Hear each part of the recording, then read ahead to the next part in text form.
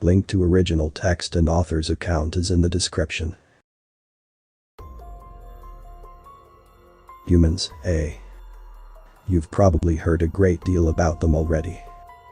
How they're the first known sentient species to evolve on a death world. How they can rip a Thuxian brood warrior limb from limb with their bare claws.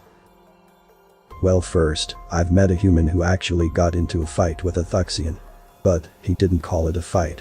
Some other word that begins with the letter F. And he tells me the Thuxian was stronger than him.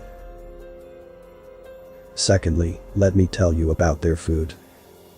You see, on a death world, everything is trying to kill you. That's the whole point.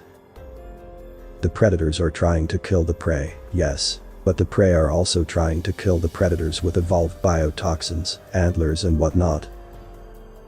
And the plants are trying to kill the herbivores with auto-generated nerve agents and razor-sharp spines. So consider this.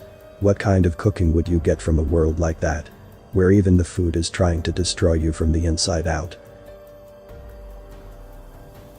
I had the privilege of being on a diplomatic mission to the human homeworld, and by some cosmic fortune, the human digestive system is not all that different from our own.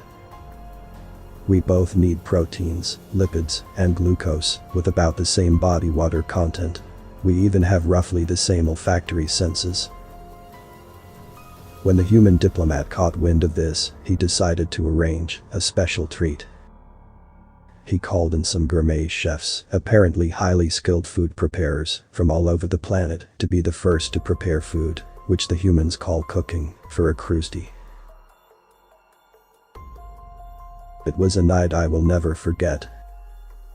There was a table, it might have been 40 duners long. If I stood on it and walked from end to end, it would have taken me 100 steps. And it was covered with 1,000 different foods made of everything you could imagine, and many more things you couldn't. Everything on it made my mandibles quiver with anticipation. And the smell. Gods in the twilight, I almost passed out, and my adjutant actually did. It was like, no, I don't even have words. Just imagine that feeling you get right after procreation, and then try to think of a smell that could cause that. There were hundreds of such smells, all through the room. Tentatively, I picked up what I suspected was a piece of fire-cleaned meat.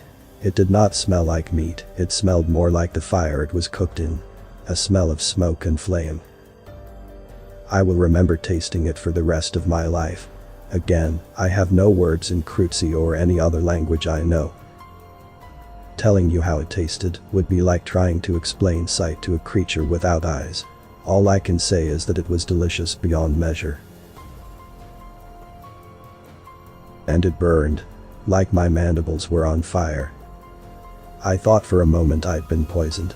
Evidently one of the humans noticed my distress and handed me a glass of an opaque fluid, which I came to understand is called milk. It made the pain fade instantly. I asked him how this substance was made, but the question seemed to make him uncomfortable, so instead he explained the mysterious fire meat. He said it was actually the meat of an avian creature native to the forests of their planet, and that the pain was caused by a thing they called spices. So what are spices? This is where it gets strange. Remember what I asked you about death worlds? Well, consider that a species that evolves on a death world doesn't consider it dangerous. They find it normal, and the rest of the galaxy tame by comparison. Well, the same is true of their food. Humans find normal food boring. So they find various herbs and vegetables with those neurotoxins I told you about. And they mix them in. Deliberately mix in poison with their other food. The poison I had been subjected to, capsaicin. Yes, the same stuff Thormans use as a chemical weapon. It's banned in 34 systems as a chemical weapon, and humans eat it for enjoyment. And it just gets stranger. They had a food stuff that, the comparison does it no justice, but it looked like a pile of worms. Thin, white worms drenched in a thick sauce. The human I was with bade me to eat it, and with some trepidation, I did. Again, my ability to express the sensations fails me. There was a bit of that fiery feeling, like before, but at the same time an unbelievable, humans call it, richness. I think it's a loose approximation for fat content, but one serving of that delicious stuff, and I could feel my arteries clogging. And it went on and on for hours. I thought my abdomen would explode by the time it was done. The thing is, humans, like any other species, crave pleasure in their lives. But their homeworld has made them tough and thick, hard to damage. At the same time, it has made them hard to please as well. And in their quest to sate their hunger, they have crafted the greatest cornucopia the galaxy has ever seen.